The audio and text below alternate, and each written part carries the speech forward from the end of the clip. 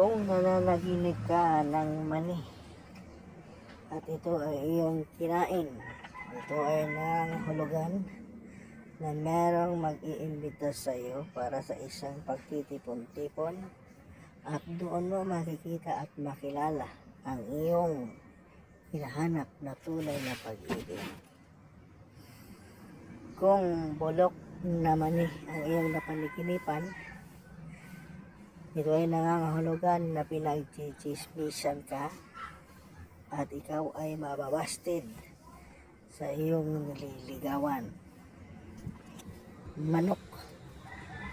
Kung pinagmasdan mo ang mga manok na nakapalibot sa iyo, ito ay nangangahulugan na magkaroon ka ng mga mabuting kaibigan. Pero kung ang manok ay lilipad at dadapo sa bubong ng iyong bahay, mayroon kang membro sa family na babae na tatangayin ng kanyang nobyo. Kung ang manok sa iyong panaginip ay nangingitlog, magkaroon ka ng maraming pera at kasaganaan sa iyong pamumuhay. Kung matanggal ang mga balahibo sa manok, ito ay nangangahulugan na lagi ka lang gagastos. Kung ang manok sa iyong panaginip ay patay, ito ay nangangahulugan na mayroong biyudo para sa babae na nananaginip na nagkakagusto sa iyo, or biyuda naman para sa lalaki na nananaginip sa patay na manok. Mansanas.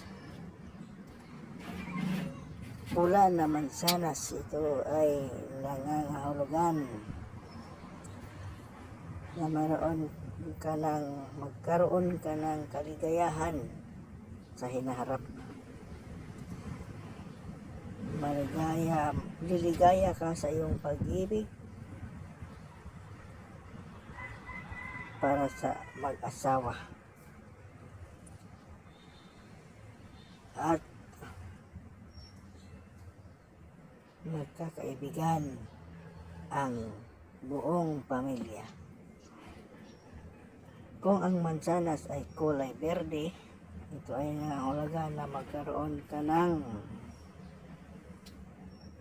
kapakyasan, kabiguan. Mabibigo ka sa iyong mga pinaplano at talikuran ka sa iyong minamahal. Mansyon.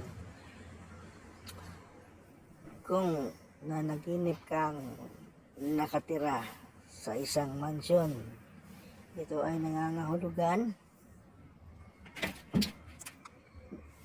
na ikaw ay maglalakbay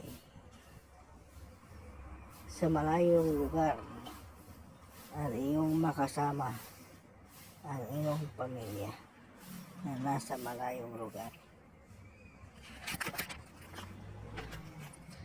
Mapa.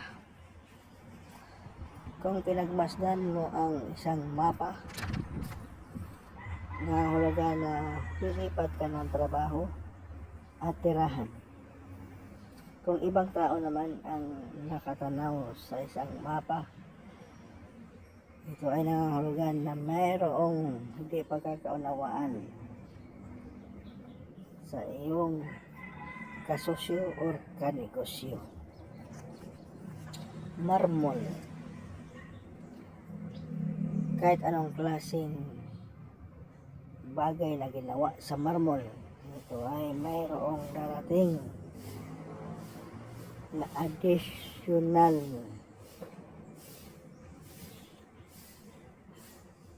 mayroong darating na matagal mo nang hinihintay.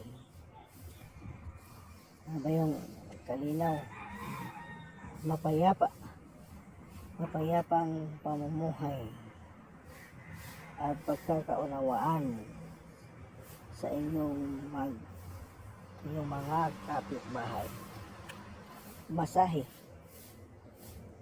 nangangahulugan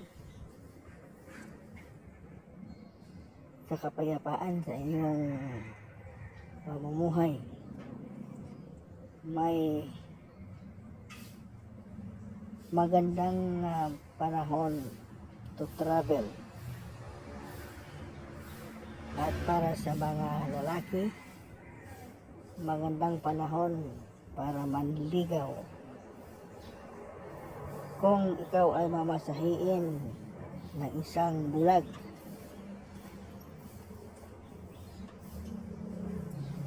may mga promises kang makakalimutan. Maskara. Kung isusuot mo ang maskara sa iyong panaginip, may kakaharapin kang problema. Kung makita mo lang ang isang tao na nagsuot ng maskara, mag-ingat sa mga manlulok mata. Maliliit na mga mata sa iyong panaginip. Dapat kang mag-ingat sa mga taong mandarambong. Pwede ring may ilog,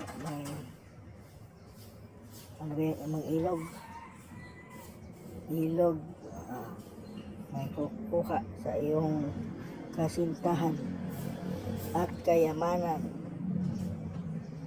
Posible ring kidnapin yung kasintahan mo.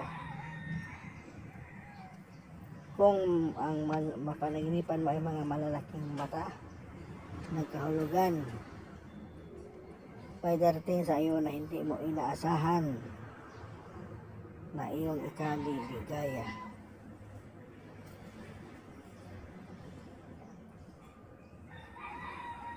Maya. Hindi ko alam kung anong Tagalog sa lang ibon ng Maya. Ito ay warning sa kahirapan. Kailangang magtipid at mag-save, mag-impok.